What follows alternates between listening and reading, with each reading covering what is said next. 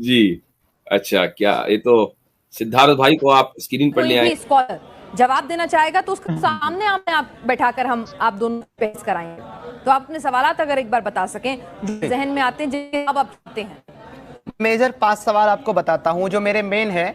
अगर इन 5 सवालों का भी मुझे कोई सेटिस्फाइड जवाब दे देता है तो मैं इस्लाम को वापस कबूल कर लूंगा। और ये सिर्फ 5 क्वेश्चन है मेरे। मेरा क्वेश्चन नंबर 1 ये है सबसे अच्छा एक मिनट, एक खुदा एक खालिक के पॉज कर दीजिए, कायनात, इसको पॉज कर दीजिए। मेरी देखिएगा आवाज जी आवाज थोड़ी सी कट रही, लेकिन समझ में आ रही है, कोई मसला नहीं है, लोगों को भी समझ में आ जाएगी। ये जो 5 सवाल इन्होंने मैंने ये चलाया, ये सवाल जो आप इसके स्टार्ट हो रहे हैं, जी मैं इस पर तफसीरा करना चाहता हूं 5 सवाल करने से पहले।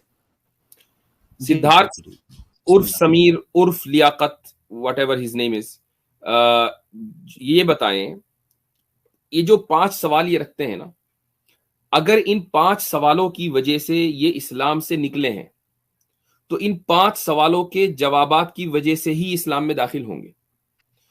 ये इस आदमी का झूठ है।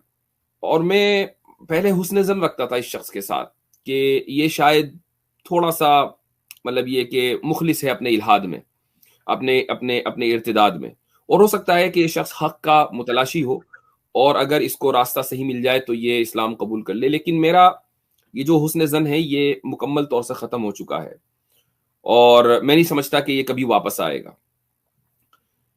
जो आदमी ये कहता है ना कि मुझे अगर इस सवाल का जवाब मिल गया तो मैं इस्लाम कबूल कर लूंगा, इसका मतलब यह है कि उस सवाल का जवाब न मिलने की वजह से उसने इस्लाम छोड़ा है, तभी तो वो वापस आएगा। अब ये जो 5 सवाल करेगा यहां पर, इन 5 सवाल में से 2 सवाल इसके हैं ही नहीं, वो 2 सवाल सच वाला के हैं।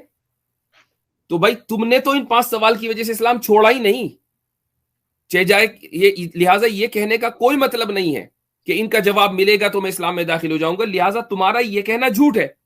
तुम्हें अगर इन सवालात के जवाबात सही से मिल भी गए तुम तब भी इस्लाम में दाखिल नहीं होगे, चाहे वो कितने ही कन्विंसिंग क्यों ना हो। इसलिए हम यहां जो जवाब दे रहे हैं वो सिद्धार्थ को या समीर को, व्हाटएवर कितने नाम है इस शख्स के, हम उनको जो है सामने रखकर नहीं दे रहे हैं। हम इन सवालात का जवाब पब्लिक को सामने रखकर दे रहे हैं कि आम लोगों ने अगर न्यूज नेशन का ये प्रोग्राम देखा या ये वीडियो देखी किसी और चैनल के ऊपर और उनके जहन में आया कि हाँ भाई शायद ये सवाल कुछ अहम हो और मुसलमानों के पास इसका जवाब ना हो, तो उसके जवाब के तौर पर हम यहाँ बैठे हुए हैं और आपने जो सवालात रखे इंशाल्लाह मैं उनका जवाब दूंगा। तो ये शख्स का बहुत बड़ा झूठ है। और एक झूठ और पकड़ा गया है, वो ये कि इस बंदे ने अभी तक के ये तय नहीं करके बताया कि तबलीगी जमात से ये कब मिला। 2004 में मिला, 2008 में मिला, 2010 में मिला। तो यानी कहना चाहिए कि झूठ दर झूठ, इतने ज्यादा झूठ इस शख्स ने बोले हैं। मुझे बड़ा अफसोस होता है कि मैं जिस शख्स के ताल्लुक से हुस्न ज़न रखता था उसका ये हाल है। इसलिए मैं यकीन मुझे हो जाता है ऐसे लोगों को देखकर कि वो मुर्तद हो ही नहीं सकता जो झूठा ना हो। जी जनाब आगे चले। जी मुफ्ती साहब, इसके झूठ कल ही ने भी लाए हैं। मैं वो ऐसी बातें अब शेयर नहीं करना चाहता आपके साथ जैसी इसने और बेवकूफ़ी की हैं, लेकिन इशारतन आपको बता देता हूँ। कहता है कि नौज़ बिल्लाह, पहले तो इसने कुरान पे इल्ज़ाम लगाया, फिर उसे खुद ही भाग गया। अगले दिन इसका बयान चेंज हो गया और एक शख्स से ये कह रहा था कि नौज़ बिल्लाह औरतों के साथ आगे से सेक्स करने, पीछे से, दोनों तरफ से बच्चा तो हो ही जाएगा। ये इसकी ये इसने नहीं छोड़ी है चंद दिन कबल। नौज़ बिल्लाह। मैं इस सवाल जो है वो आपकी खिदमत में पेश करता हूँ कि ये क्या मुझे ये था कि इसी की जुबानी पब्लिक सुनाया है। जी सबसे मेन कि एक खुदा, एक खालिक के कायनात जिसने सारी दुनिया को बनाया है, काफिर भी उसी ने बनाए हैं, मुस्लिम भी उसी ने बनाए हैं, ज्यूज भी उसी ने बनाए हैं, क्रिश्चियन भी उसी ने बनाए हैं। वो अपनी किताब के अंदर ये कहता है कि सूरह यूनुस सूरह नंबर 10 आया नंबर 99, वो कहता है कि अगर अल्लाह चाहे तो सारी दुनिया को ईमान में दाखिल कर दे, तो क्या आप अब भी उन्हें मजबूर करेंगे कि वो जरूर ईमान ले आए? तो यहाँ पे क्लियर बता रहा है कि अल्लाह नहीं चाहता कि सारी दुनिया ईमान में दाखिल हो जाए। अगर वो ऐसा चाहता तो सारी दुनिया ईमान ले आती। फिर अगली आयत यानी कि 100 में कहता है कि और किसी के लिए भी ये मुमकिन ही नहीं है, पॉसिबल ही नहीं है कि वो ईमान ले आए बिना मेरी मर्जी के। اور ہم لوگوں کے دلوں کے اوپر جو ہے ملامت ڈال دیتے ہیں یعنی گندگی ڈال دیتے ہیں. تو یہاں پہ خدا جو اتنی طاقت رکھتا ہے کہ ساری دنیا کو ایک امت بنا دے یعنی کہ سب کو مسلمان بنا دے, وہ نہیں بناتا تو وہ پھر کس طریقے سے اپنی مسلم قوم کو یہ حکم دے گا کہ تم لوگوں کے ساتھ جنگ کرو جب تک وہ اسلام قبول نہ کر لیں؟ یہ اپنے آپ میں کنٹرڈکشن نہیں لگتا آپ کو؟ تو یہ قرآن کے اندر میرا پہلا سوال یہ ہے کہ قرآن کے اندر اتنا کنٹرڈکشن کیوں ہے؟ ایک جگہ کہتا ہے کہ لکم دینکم ولی دین, کہ تم اپنے دین پر میں اپنے دین پر. دوسری جگہ کہتا ہے ان اللہ دین اللہ الاسلام, یعنی کہ صرف اسلام ہی دین ہے. تو اب کہا جائے گا جو اپنے دین پر ہے اس کا بھی دین اسلام, جو میرے دین پر ہے اس کا بھی دین اسلام, تو دونوں کا آنا وہی ہے. Contradiction again. ٹھیک ہے, نمبر دوسرا سوال. ایک منٹ. اس شخص نے پہلے سوال کو 2 مرتبہ, میرا پہلا سوال یہ ہے اور پہلے ایک اعتراض کر دیا, اس کے بعد دوبارہ کہا میرا پہلا سوال یہ ہے, پھر دوسرا اعتراض کر دیا. یعنی اس پورے جو کلپ میں 2 اعتراضات ہیں, ایک نہیں ہے.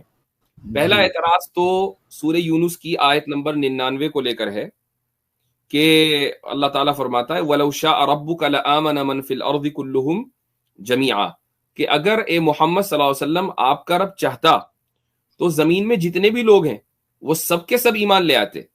أَفَأَنْتَ تُكْرِهُ النَّاسَ حَتَّى يَكُونُوا مُؤْمِنِينَ, کیا آپ لوگوں کو مجبور کر رہے ہیں کہ وہ مومن بن جائیں؟ وَمَا كَانَ لِنَفْسٍ أَن تُؤْمِنَ إِلَّا بِإِذْنِ اللَّهِ, کہ کسی نفس کی یہ مجال نہیں ہے کہ وہ اللہ کی اجازت کے بغیر ایمان لے آئے. اب اس آیت پر اس نے یہ اعتراض کیا کہ بھئی اللہ جب خود ہی نہیں چاہتا, وہ خود ہی چاہتا ہے کہ لوگ کافر بنے. یہ اس کے اعتراض کا اصل میں خلاصہ ہے. اس کے 2 جواب دیتا ہوں. پہلا جواب نہایت مختصر اور دوسرا جواب تھوڑا تفصیل طلب.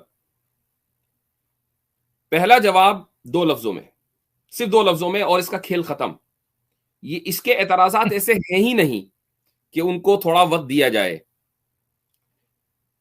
وہ جواب یہ ہے کہ اللہ تعالیٰ نے اس آیت میں اپنی قدرت کا بیان کیا ہے, رضامندی کا بیان نہیں کیا. یہ بیان قدرت ہے, بیان رضا نہیں ہے. اس کا مطلب واضح ہے کہ اللہ اپنی اس قدرت کو بیان کر رہا ہے کہ اس کی قدرت میں یہ بات ہے, اس کی پاور میں یہ بات ہے کہ وہ تم سب کے سب کو مومن بنا دے. جس طریقے سے اس نے اس پاور کا اظہار ملائکہ میں کیا ہے کہ تمام ملائکہ کو مومن بنایا ہے, تو تمام انسانوں کو بھی بنا سکتا تھا, لیکن اس نے اس قدرت کا اظہار یہاں انسانوں میں نہیں کیا, ایک عظیم تر مقصد کی وجہ سے. اس کا مطلب یہ نہیں ہے کہ جو آدمی کافر بنا ہے اس کے کفر پر اللہ راضی ہے. تو یہ بیان قدرت ہے, بیان رضا نہیں ہے. یہ 2 لفظوں میں جواب ہوا. دوسرا جو جواب ہے وہ تھوڑا سا تفصیل طلب ہے, اور وہ یہ ہے کہ بہت سے مرتد ہیں, مشرک ہیں, ان کو یہ بڑا ذہن میں آتا ہے کہ بھئی اللہ تعالیٰ نے قرآن میں کہا ہے کہ ہدایت اس کے ہاتھ میں, ہدایت دینے والا وہی ہے, یہدی من یشاء یضل من یشاء, جس کو چاہتا ہے گمراہ کر دیتا ہے, جس کو چاہتا ہے ہدایت دے دیتا ہے. تو جب اللہ ہی ہدایت دینے والا ہے اور اگر مجھے ہدایت نہیں ملی, سامنے والا کہتا ہے, تو اس کا مطلب یہ کہ اللہ نے ہدایت نہیں دی, تو میرا قصور کہاں ہوا؟ تو اس کا جواب دراصل 2-3 آیتیں میں پڑھ کر سنانا چاہوں گا. جو لوگ نیرو مائنڈڈ ہوتے ہیں وہ اس چیز کو نہیں سمجھ سکتے, چونکہ وہ اپنے نیرو لینسز سے صرف ایک آیت کو دیکھ رہے ہوتے ہیں, اس مضمون کی ساری آیتوں کو وہ نہیں جانتے یا نہ جاننا چاہتے. سورہ نساء کی آیت نمبر 115 اللہ تعالیٰ فرماتا ہے وَمَن يُشَاقِقِ الرَّسُولَ مِن بَعْدِ مَا تَبَيَّنَ لَهُ الْهُدَى وَيَتَّبِعْ غَيْرَ سَبِيلِ الْمُؤْمِنِينَ نُوَلِّهِ مَا تَوَلَّى وَنُصْلِهِ جَهَنَّمَ. اللہ فرماتا ہے کہ جو رسول کی خلاف ورزی کرے بعد اس کے کہ ہدایت اس کے سامنے واضح ہو چکی, ہدایت بالکل واضح ہو چکی, حق کیا ہے واضح ہو چکا, برائی کیا ہے واضح ہو چکی, اچھائی کیا ہے یہ بات واضح ہو چکی, اس کے باوجود بھی رسول کی مخالفت کر رہا ہے اور مؤمنوں کے راستے کے علاوہ دوسرے راستے پر چل رہا ہے.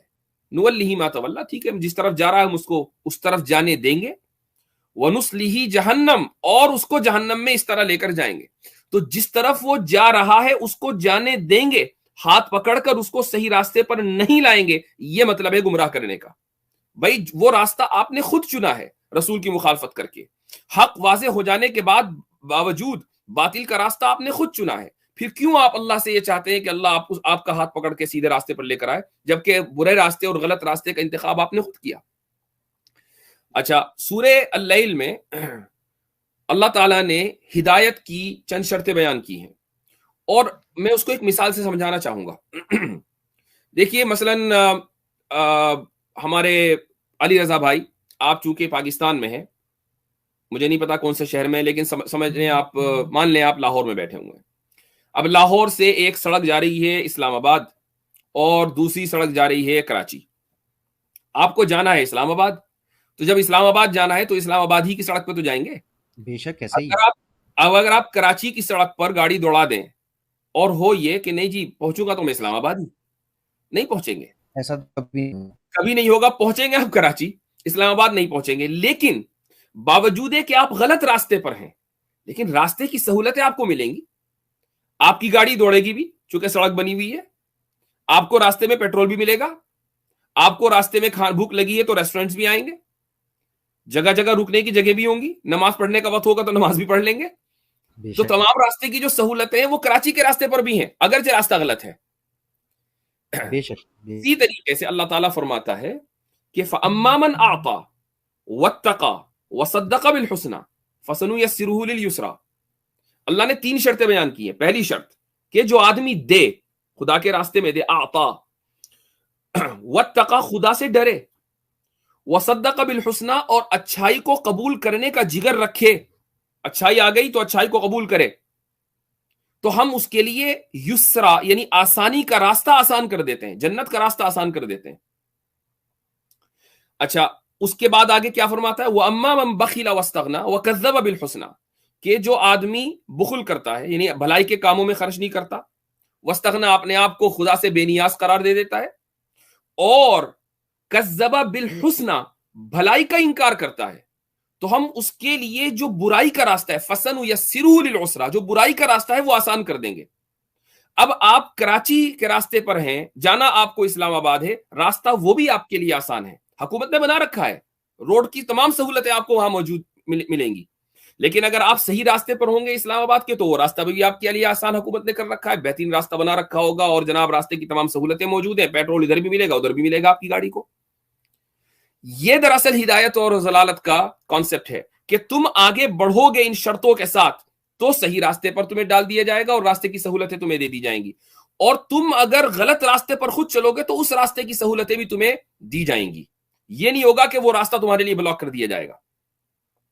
ये हिदायत और जलालत का मुख्तसर कॉन्सेप्ट है। एक आयत और सुनाना चाहूंगा, सूरह मोहम्मद की आयत नंबर 17। अल्लाह ताला फरमाता है, वल्लज़ीना इह्तदौ ज़ादहुम हुदा व आताहुम तक़वाहुम, कि जो लोग हिदायत कबूल करना चाहें, जो लोग हिदायत कबूल करते हैं, ज़ादहुम हुदा, अल्लाह उनको हिदायत देता है। भाई जब आप वीजा अप्लाई ना करेंगे किसी मुल्क का तो वीजा मिलेगा क्यों? वीजा अप्लाई करो, पासपोर्ट बनाओ, वीजा मिलेगा। आप एम्बेसी में नहीं पहुंचे, आपने पासपोर्ट नहीं बनवाया, अपने घर में बैठे रहे और ख्वाब देखें कि जी सऊदी अरब जो है मुझे वीजा देगा और मुझे जॉब मुलाजमत मिल जाएगी और मुझे अपने यहां बुला लेगा, नहीं होगा ऐसा। पासपोर्ट बनवाइए, एम्बेसी में जाइए, लाइन लगाइए, उसके बाद वीजा ना मिले फिर बताएं। तो अल्लाह ताला का वीजा हर एक के लिए है, लाइन लगाना शर्त है। बेशक जी, माशाल्लाह, बहुत खूबसूरत फरमा दी। बहुत जबरदस्त। अगर आप इजाजत दें तो सवाल उसका दो सवाल भी हैं, अगर आप कहें तो मैं वो भी आपके। जी आगे।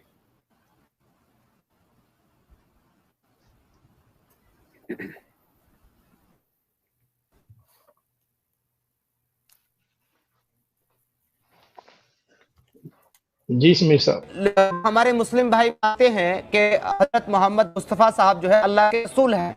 कुरान, स्क्रिप्चर, पूरी किताब के अंदर 6336 आयतों के अंदर कहीं भी क्लियरली ये नहीं कहता कि मोहम्मद अल्लाह के रसूल हैं जिन पर कुरान नाज़िल किया गया। पूरी किताब में कहीं नहीं कहता, लेकिन लोगों का ईमान है, लोगों का यकीन है। अब ये ईमान और ये यकीन कहां से है जब आप साबित नहीं कर सकते कि मोहम्मद अल्लाह के रसूल हैं? अगर कोई ये साबित करते मुझे स्क्रिप्चर से कि मोहम्मद अल्लाह के रसूल हैं तो मैं इस्लाम कबूल कर लूंगा। अच्छा अली भाई, ये सवाल इनका अपना है या किसी और का बनाया हुआ है? किसी और का बनाया हुआ। तो उस गैर मोहतरम शख्सियत का नाम भी जरा ले दिया जाए कि जिसका सवाल बनाया हुआ है। जी सच वाला जी का बनाया हुआ सवाल है, ये सच वाला का बनाया हुआ सवाल है। तो और ये कह रहा है कि मेरे इस सवाल का जवाब दे दिया जाए تو میں اسلام قبول کر لوں گا. یہ وہ لوگ ہیں جو سوال بھی دوسرے سے چوری کر لیتے ہیں. یعنی ان کی خیانت دیکھیں, ایک دوسرے کے ڈاکے یہاں ڈالتے ہیں یہ. تو ایک مرتد دوسرے مرتد کے یہاں ڈاکہ ڈال کے اس کا سوال چوری کر کے لے آیا اور جا کر کہہ رہا ہے نیشنل ٹی وی کے اوپر کہ یہ میرا سوال ہے. بتائیے کس قدر خیانت ہے, کس قدر ظلم ہے. اوکے چلے خیر, یہ سوال میں نے سنبھال کے رکھا ہوا تھا, اس کا جواب, اور یہ ذہن میں یہ تھا کہ سچ والے کا کبھی سامنا ہوگا تو اس کا جواب اس کے منہ پہ دیا جائے گا. وہ بیچارہ سامنے آنے سے اس نے توبہ وبہ کر لی ہے. ویسے تو توبہ کے کانسیپٹ پر وہ یقین رکھتا نہیں ہے, لیکن جب بات ہم سے مناظرے کی ہوتی ہے تو فوراً توبہ اس کو یاد آتی ہے. تو وہ تو توبہ کر کے غار میں بیٹھ چکا ہے. تو اب میں سوچتا ہوں کہ اس کا جواب دے دیا جائے. میں اس کا جواب کچھ اس طرح دیتا ہوں. اس سے پہلے تمہید کے طور پر میں ایک قانون آپ کو بیان کرنا چاہوں گا, اور یہ قانون ہے, اس کو کہتے ہیں ٹرانزیٹو لا. یہ فلسفی کا ایک قانون ہے. ٹرانزیٹو لا کا مطلب ہوتا ہے, آپ نے سنا ہوگا, اور یہ میتھ کے اندر بھی اپلائی ہوتا ہے, فلسفی میں بھی ہوتا ہے, if A equals B and B equals C then A equals C.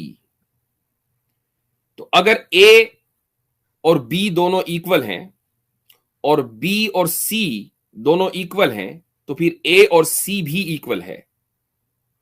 ٹھیک ہے, یہ ایک اس قانون کو ساری دنیا نے ایکسپٹ کیا. یہ ڈسپیوٹڈ لا نہیں ہے, یعنی یہ ایک ایسا لا ہے کہ جس کے اوپر ساری دنیا ایگری کرتی ہے. اس کو آپ ڈسپیوٹ کر ہی نہیں سکتے, چونکہ یہ کامن سینس کے مطابق ہے. اگین اس کو ٹرانزیٹو لا کہتے ہیں, اور اس کی مثال ہے if A equals B, B equals C then A equals C. اب میں آپ کو قرآن کریم کی آیتوں کے اوپر اس قانون کو لاگو کر کے دکھاتا ہوں. اس شخص کا اعتراض یہ ہے کہ قرآن میں یہ کہیں نہیں لکھا کہ محمد اللہ کے رسول ہیں کہ جن پر قرآن نازل ہوا, جن پر قرآن نازل ہوا. یعنی اس کو اگر ایک آیت ایسی چاہیے تو یہ مطالبہ بالکل غلط ہے. بھائی اگر میں مصنف ہوں تو میں چاہے اس کو جس طریقے سے بیان کروں, میں اپنے قاری اور اپنے پڑھنے والے کی مرضی کے مطابق کتاب نہیں لکھوں گا, میں اپنی مطابق کتاب لکھوں گا, لیکن میں اس چیز کو قرآن سے ثابت کروں گا. 3 آیتیں, اور آپ اس کو ذہن میں رکھیں, A equals B, تو اس کا مطلب ایک آیت A کے تحت آئے گی, دوسری آیت B کے تحت آئے گی, اور تیسری آیت C کے تحت آئے گی. A equals B, B equals C. قرآن کریم کی ایک آیت ہے, اللہ تعالیٰ فرماتا ہے سورہ فتح میں, محمد الرسول اللہ, محمد اللہ کے رسول ہیں. لہٰذا اس کا یہ دعویٰ کہ قرآن میں کہیں نہیں لکھا کہ محمد اللہ کے رسول ہیں, غلط ثابت ہو گیا. محمد اللہ کے رسول ہیں, یہ ہے A. اس کے بعد اس نے کہا کہ جن پر قرآن نازل ہوا. ایک آیت ہے سورہ آل عمران کی, اللہ تعالیٰ فرماتا ہے یا ایھا الرسول بلغ ما انزل الیک من ربک. اے رسول, اچھا محمد اللہ کے رسول ہیں, پھر اس رسول سے کہا جا رہا ہے کہ جو آپ پر نازل ہوا اس کو پہنچا دیں, جو آپ پر نازل ہوا اس کو پہنچا دیں. تو اس کا مطلب یہ آیت نمبر, یہ آیت ہے B. اس سے یہ ثابت ہوا کہ محمد صلی اللہ علیہ وسلم پر کچھ نازل ہوا. اب ہمیں آیت C چاہیے کہ کیا نازل ہوا. اللہ فرماتا ہے سورہ یوسف آیت نمبر 2 میں, انا انزلناہ قرآنا عربیا لعلکم تعقلون, ہم نے قرآن نازل کیا. تو اب دیکھیے محمد اللہ کے رسول ہیں, آیت A. محمد پر کچھ نازل ہوا اور محمد صلی اللہ علیہ وسلم کو اس کی تبلیغ کرنی ہے B. So A equals B. اور محمد صلی اللہ علیہ وسلم پر جو نازل ہوا وہ قرآن ہے, یہ ہے C. So A equals C. تو قرآن کریم کی ان آیتوں کو آپ جب ساتھ میں ملائیں گے تو آپ کو وہی نتیجہ نکلے گا جس کو میں نے ٹرانزیٹو لا کے تھرو بیان کیا ہے کہ محمد صلی اللہ علیہ وسلم اللہ کے رسول ہیں کہ جن پر کچھ نازل ہوا, جو نازل ہوا اس کا نام قرآن ہے. سورہ یوسف کی آیت سے پتہ چلتا ہے. جی ماشاءاللہ, بہت مختصر وقت میں آپ نے مفتی صاحب اس کو ختم کر دیا. یہ تو ایسے کہہ رہا تھا کہ میرے سوالوں کے جوابات کوئی دے نہیں سکتا. میں تو حیران ہوں اس سائیکی سے کہ لوگ سوال رکھتے ہیں اور کہتے ہیں میرے سوال کا کوئی جواب دے ہی نہیں سکتا. ہاں اگر یہ کہتا کہ میں یہ سمجھنا ہی نہیں چاہتا, مجھے جو کوشش کر لے سمجھا لے, میں سمجھوں گا ہی نہیں. یہ سمجھ میں آتی ہے. اور میں پچھلے دنوں میں بھی ایک ایگزامپل دی تھی, اور میں نے ایسی بیسک چیزیں دیکھی ہیں کہ دفعہ ایسے لوگ ہیں، فار ایگزامپل ایک اسٹوڈنٹ ہے 10th کا میٹرک کا، وہ سمجھنے جائے ٹیچر کے پاس اس کو سمجھ نہیں آتا، تو اس کے پاس جاتا ہے، 5ویں کے پاس جاتا ہے، اس کو سمجھ نہیں آتا. یہ تو سمجھ میں آتی ہے بات کہ بندہ یہ کہے کہ مجھے سمجھ نہیں آتی، یہ کہنا کہ میتھ بھی غلط ہے، کوئی سمجھا بھی نہیں سکتا، سمجھانے والے بھی غلط، یہ عجیب بات ہے. آپ ایک چیز سمجھ نہیں آتی، آپ کا مینٹل لیول ہی وہاں پر نہیں ہے، تو اب یہ آن کریں کہ بھائی میرا دماغ خراب ہے، میں نہیں سمجھ پا رہا اس چیز کو. لیکن یہ عجیب بات کرتا ہے کہ یہ سمجھا ہی نہیں جا سکتا، اس سوال کا جواب دیا ہی نہیں جا سکتا. خیر میں اس کی آپ کو یہ اگلا کوشچن اس کا آپ کو بھی سنواتا ہوں کہ یہ مزید کیا کہتا ہے. سمیر صاحب کہاں چلے گئے ہیں؟ جی 3 یہ ہے، یہ کہتے ہیں کہ اسلام کے اندر وومنز کو، عورتوں کو برابری کا حصہ دیا جاتا ہے، ان کو عزت دی جاتی ہے، ان کے پیروں کے نیچے جنت ہے ایسا بتایا جاتا ہے. تو وہی قرآن یہ کیوں کہتا ہے اور وہی کتاب کیوں کہتا ہے کہ محمد صاحب نے کہا کہ میں نے سب سے زیادہ جہنم میں عورتوں کو دیکھا؟ اس لیے جہنم میں جائیں گی کیونکہ یہ کم عقل ہیں، ان کے اندر آدھا دماغ ہے اور ان کو پیریڈز آتے ہیں، منتھلی، اس لیے جہنم میں جائیں گی. تو جو چیز خود ان کو خدا نے دی ہے، جو اللہ نے دی ہے ان کو چیزیں، وہ اس کی وجہ سے جہنم میں ڈال دی جائیں گی. تو اتنا زیادہ جو ہے ان کو دباتا کیوں ہے اسلام؟ ان کو کہتا ہے کہ عورتوں کی عقل آدھی، عورتوں کا جائیداد میں حصہ آدھا، عورتوں کو امیر نہ بناؤ. جس کنٹری، جس ملک اور جس جگہ کی بادشاہ، رولر ایک وومن ہوگی وہ تباہ اور برباد ہو جائے گا. یہ ساری باتیں آپ کو اسکرپچر کے اندر ملے گی. اور پھر کہتے ہیں کہ ہم نے وومن کو برابر کا حصہ دیا ہے اور اس کو عزت دی ہے. علی رضا بھائی میں ایک اعلان کرنا چاہوں گا. جی بالکل. جو اعتراض اس نے کیا ہے، اگر یہ اعتراض ثابت کر دے میں اسٹریم کرنا چھوڑ دوں گا. بہت زبردست مفتی صاحب، اس سے زیادہ اچھی بات اور کون سی اس کے لیے ہو سکتی ہے. میں نے خود یہ سوچا کہ اس بنیاد پہ جو اس نے کہا ہے کہ رسول اللہ نے فرمایا، اور قرآن کا بھی تھوڑا سا حوالہ دے کہ اس نے لفظ اسکرپٹ بول کے اس کو کور کرنے کی کوشش کی. یہ لکھا ہوا ہے کہ حیض کی وجہ سے، استغفر اللہ، حیض کی وجہ سے یا ان کی عقل دی اس وجہ سے عورتیں جہنم میں جائیں گی. اگر یہ ثابت کر دے تو میں کبھی بھی لائیو اسٹریم نہیں کروں گا، کوئی بھی اسٹریم نہیں کروں گا. ویڈیو ختم ہو جائے گی میری، چینل ڈیلیٹ کر کے گھر بیٹھوں گا میں، اگر یہ ثابت کر دے. مفتی صاحب دفاع کرے ہی چول کو، اس نے کیا ثابت کرنا ہے؟ آپ الحمدللہ اچھا کام کر رہے ہیں، کرتے رہیے. یہ تو چولے مارتا رہتا ہر دوسرے دن، آج کچھ چول مارے گا، کل کچھ چول مارے گا. دفاع کرے اس ذلیل شخص کو. سر ایک یہ حدیث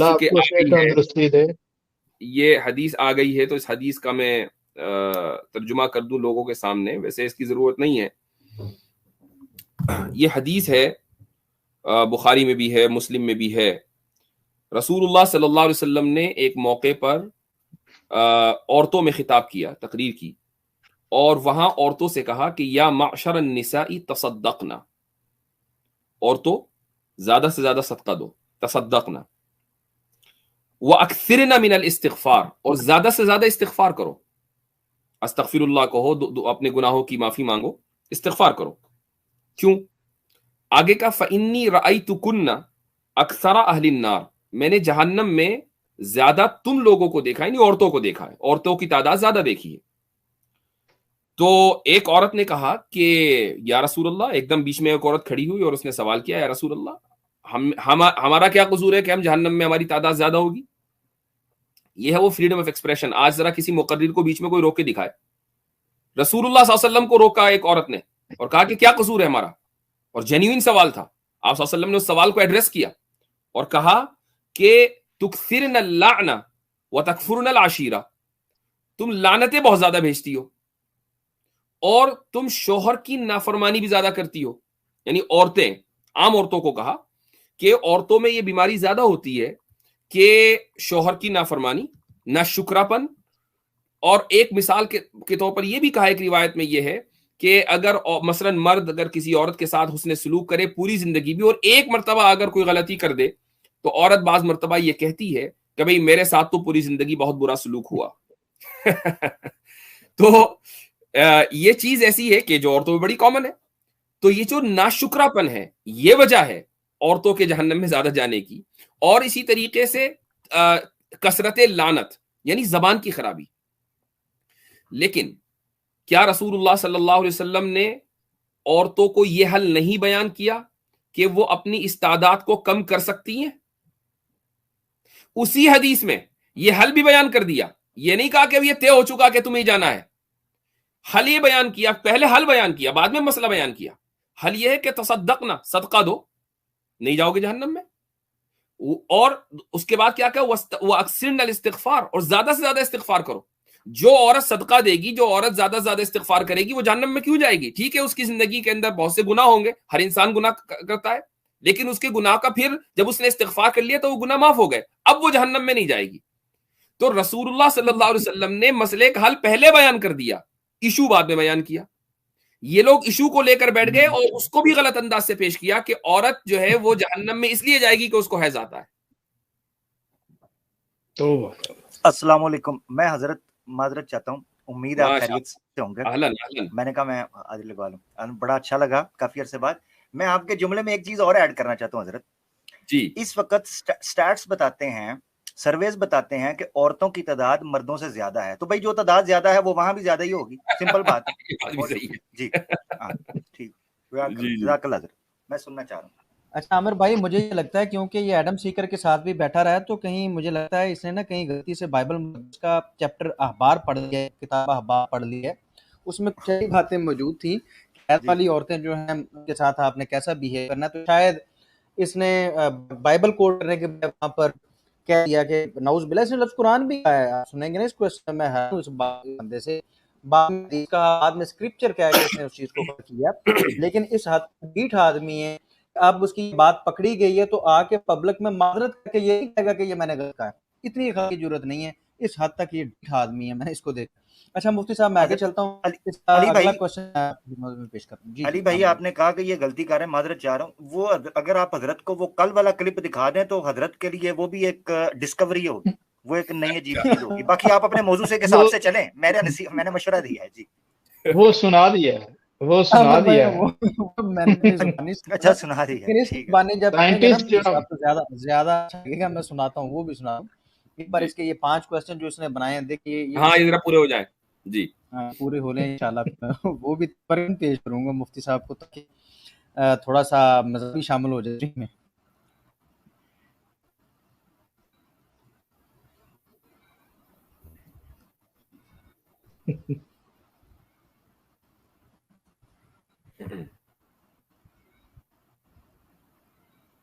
سمیر صاحب بول بھی نہیں یار, چپ ہی کر گئے. نمبر 4 یہ ہے کہ قرآن کے اندر, پوری کتاب کے اندر کلیم کیا جاتا ہے قرآن جو ہے وہ خدا کا کلام ہے, اس کتاب ہے, اس کی بات ہے. پوری قرآن کے اندر اللہ کہیں بھی فرسٹ پرسن تو چھوڑی, سیکنڈ پرسن بھی نہیں ہے, بلکہ تھرڈ پرسن ہے. وہ کہتا ہے الحمدللہ رب العالمین, یعنی کہ تمام تعریف صرف اللہ کے لیے ہے. جب اللہ ہی کا کلام ہے, وہی کلام کر رہا ہے, تو یہ کون سے اللہ کی بات کر رہا ہے وہ کہ سب تعریف اس کے لیے ہے. اور وہ آگے کہتا ہے الحمدللہ رب العالمین الرحمن الرحیم مالک یوم الدین ایاک نعبد و ایاک نستعین, یعنی کہ تم نے سیدھے راستے پر چلا, ان کے راستے پر جن کو تو نے کامیاب کیا, نہ کہ راستے پر جن کو تو نے برباد کیا یا گمراہ کیا. یہ کون سا اللہ ہے جو خود دوسرے اللہ سے دعا کر رہا ہے کہ مجھے سے راستے پر چلا؟ تو یہاں پر اللہ تھرڈ پرسن ہے. اللہ لا الہ الا هو الحی القیوم, کہ اللہ کے سوا کوئی معبود نہیں ہے. اب یہ کون سا خدا ہے جو خود اپنی بات کر رہا ہے اپنی ہی کتاب کے اندر؟ پوری کتاب کے اندر اللہ تھرڈ پرسن ہے, فرسٹ بھی نہیں, سیکنڈ بھی نہیں.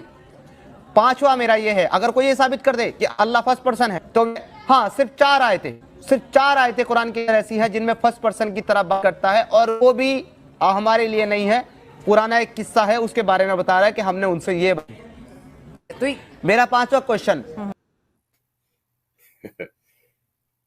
ایسا ہے, ایک تو ہوتی ہے چوری جو ہے وہ ہوتی ہے رات کے اندھیرے میں, کوئی آدمی سو رہا ہو. ایک ہوتا ہے ڈاکہ ہوتا ہے دن کے اجالے میں, اور سامنے والا موجود ہے اس کی موجودگی میں. یہ سوال کے اوپر ڈاکہ ڈالا گیا ہے, چوری نہیں کی گئی اس سوال کی. باقاعدہ سچوالا کے اس اعتراض کے اوپر ڈاکہ ڈال کے اس سوال کو اپنایا گیا ہے, اور اس کے بعد اس سوال کو جو ہے نیوز نیشن کے اس پروگرام میں رکھا گیا ہے. بھائی میں کیا کہوں اس کے جواب میں صرف اتنی بات کہنا چاہوں گا کہ جب میری ڈیبیٹ ہوئی تھی سچوالا سے، وہ ڈیبیٹ اسی موضوع پر ہوئی تھی کہ اللہ تعالیٰ فرسٹ پرسن ہے یا نہیں ہے قرآن میں. تو میں نے اس وقت ایک بات کہی تھی، سچوالا کو چیلنج دیا تھا، اور وہ چیلنج صبح قیامت تک ہے کہ بھائی یونانی میں، بھوٹانی میں، عبرانی میں، سریانی میں کسی بھی زبان میں آپ یہ ثابت کر دیں کہ متکلم کے کلام ہونے کے لیے متکلم کا فرسٹ پرسن ہونا ضروری ہے، تو میں ہار مان لوں گا. تو وہ چیلنج آج بھی زندہ ہے، وہ چیلنج آج بھی موجود ہے. لیکن یہ ڈھیٹ آدمی کس حد تک ڈھیٹ ہے، اس نے کہا چلیں یہ میں نیوز نیشن میں بیٹھا ہوں، یہاں پر لوگ یہ نئی بات تو میں یہاں پر رکھتا ہوں کہ دیکھیں میں نے کون سی چیز نکالی. تو سر ان کا نا مفتی صاحب وہی ہے کہ میں نے تو مداری دیکھے ہیں کہ وہ کہتے ہیں میں سانپ نکالوں گا، بس نا میں سانپ نکالنے لگا ہوں. وہ لوگوں سے چندہ بھی اکٹھا کرتے ہیں 10-10 20-20 روپے، لوگ وہاں پہ چکتے رہتے ہیں کہ نکالے سانپ بھی نکالے گا، یہاں تک کہ بچارے مایوس ہو کے بار بار نکل جاتے ہیں کہ یار اس کا تو سانپ ہی نہیں نکل رہا. یہ بھی یہی کام کر رہا ہے کہ باتیں ایسی کر رہا ہے جو بعد میں اس کو خود بھی پتا ہے کہ اس کے پاس سانپ ہے نہیں، یہ لوگوں کو دکھا دے. تو خیر اس کا آخری کویسچن جو آپ کی خدمت میں پیش کرتا ہوں اور پھر انشاءاللہ پروگرام کو آگے بڑھاتے ہیں. اس کا ایک سوال رہ گیا مفتی صاحب، میں آپ سے گزارش کرتا ہوں کہ اس کا بھی جواب دے دیجیے.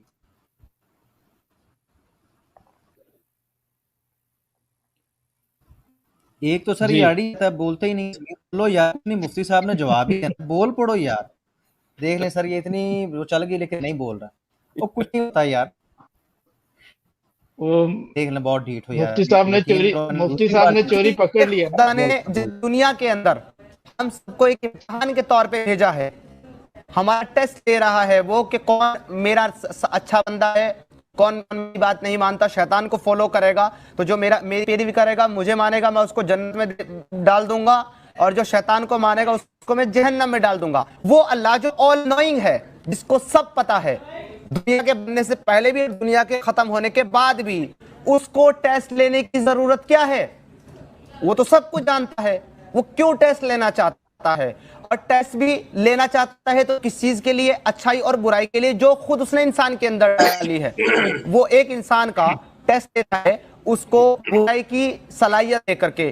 اب اس کے ٹیسٹ میں اگر وہ انسان اس برائی کا استعمال کر کے ایک معصوم 4 5 یا 6 سال بچی کا ریپ کرتا ہے اور اسے مار ڈالتا ہے، اس کا تو ٹیسٹ ہو گیا کہ انسان ہے، اس نے شیطان کو فالو کیا تو یہ جہنم جائے گا. لیکن اس ٹیسٹ میں اس بچی نے جو اپنی تکلیفیں اٹھائی ہیں، اس کی جو جان گئی ہے، اس کا ذمہ دار کون؟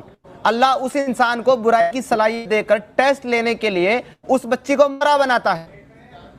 یہ میرا سوال ہے کہ جب خدا آل نوئنگ ہے، سب کچھ جانتا ہے، اس کو ٹیسٹ لینے کی ضرورت کیا ہے؟ ٹھیک ہے، تو یہ ایکس مسلم سمیر کے سوال ہیں. جی آپ نے علی رضا بھائی ایک سوال آپ سے پوچھتا ہوں. سوال یہ ہے کہ آپ کے ہاتھ میں ایک ڈنڈا ہے اور اس ڈنڈے سے آپ نے ایک کتے کو مارا. کتا جو ہے وہ کٹکھنا ہے، تو وہ آپ پر وہ ریئیکٹ کرتا ہے. اب وہ لاٹھی بنانے والے کو ڈھونڈے گا، اس کو کاٹے گا، یا لاٹھی چلانے والے کو کاٹے گا؟ لاٹھی چلانے والے کو کاٹے گا. لاٹھی چلانے والے بنانے کو تو لاٹھی بنانے والے کو نہیں کاٹے گا. اس کا مطلب یہ کہ ایک کتا بھی اتنی سمجھ رکھتا ہے، ایک کتا بھی اتنی سمجھ رکھتا ہے کہ خلق اور کسب میں کیا فرق ہے. ٹھیک ہے، خلق الگ چیز ہے، کسب الگ چیز ہے. کسب کا مطلب ہے پرفارمنس، ہم انگریزی میں اس کو پرفارمنس کہہ دیتے ہیں، پرفارم کرنا کہہ دیتے ہیں. خلق کا مطلب ہے کریٹ. لاٹھی جس نے کریٹ کی قصور اس کا نہیں ہے، لاٹھی جس نے چلائی کتے کی نظر میں قصور اس کا ہے. تو کتا بھی اتنی عقل رکھتا ہے کہ وہ خلق اور کسب کے درمیان فرق سمجھ سکے، لیکن مرتد اتنی عقل نہیں رکھتا. یہ عجیب بات ہے. یعنی کیا مرتد کی عقل کتے سے بھی گئی گزری ہے؟ تو مفتی صاحب کو شک ہے. مفتی صاحب یہی شر البریہ ہے نا، یہی شر البریہ ہے، یہی شر البریہ ہے. بالکل بالکل بالکل صحیح کہا. اس میں 2-3 چیزیں اور ہیں. اللہ تعالیٰ نے اس نے شروع میں اعتراض کیا کہ اگر اللہ تعالیٰ کو سب پتا ہے، العلیم ہے، تو پھر اس نے امتحان لینے کی کیا ضرورت ہے؟ اس کو تو پہلے سے ہی پتا ہے. بھائی دیکھیں، اگر اللہ تعالیٰ صرف العلیم ہوتا تو پھر اس کو کسی بھی چیز کو پیدا کرنے کی ضرورت نہیں تھی, کچھ بھی کرنے کی ضرورت نہیں تھی, بس وہ اپنا جو اس کا علم تھا اس کے مطابق جو ہے وہ خود ہی اپنا تصور کرتا رہتا, ذہن میں پروسیس کرتا رہتا انفارمیشن, اور بات ختم ہو جاتی. لیکن خالی اللہ تعالیٰ العلیم تو نہیں ہے نا, وہ العلیم بھی ہے, وہ الخالق بھی ہے, وہ القدیر بھی ہے, وہ الرحمن بھی ہے, وہ العدل بھی ہے, وہ الرحیم بھی ہے, وہ الجبار اور القہار بھی ہے. اس کی تمام صفتوں کا مظاہرہ ہونا, اس کی تمام صفتوں کا اظہار ہونا وہ ضروری ہے. اگر خالی اللہ تعالیٰ العلیم ہوتا اور صرف اس کی صفت علم کا اظہار ہوتا تو کسی بھی چیز کی تخلیق کی ضرورت نہیں تھی. لیکن چونکہ وہ الخالق بھی ہے اس لیے تخلیق ہوئی. وہ چونکہ العدل بھی ہے, یعنی وہ انصاف قائم کرنے والا بھی ہے, تو انصاف قائم کرنے کے لیے ضروری ہے کہ اچھائی بھی موجود ہو اور برائی بھی موجود ہو, اور اچھائی کے حق میں اور برائی کے خلاف فیصلہ دیا جائے, تبھی انصاف ممکن ہے, اس کے بغیر انصاف ممکن نہیں ہے. زبردست زبردست ماشاءاللہ زبردست. تو اگر ہم یہ کہیں کہ نہیں اللہ تعالیٰ کو صرف اپنی ایک صفت کے اوپر کے اظہار کی ضرورت تھی, صرف صفت علم کا اظہار کر دیتا, مزید کسی صفت کے اظہار کی ضرورت نہیں تھی, تو اللہ تعالیٰ بخیل بن جاتا. اور بخل عیب ہے اور اللہ تعالیٰ تمام عیب سے پاک ہے, اس لیے اللہ کی تمام صفات کا اظہار ضروری ہے.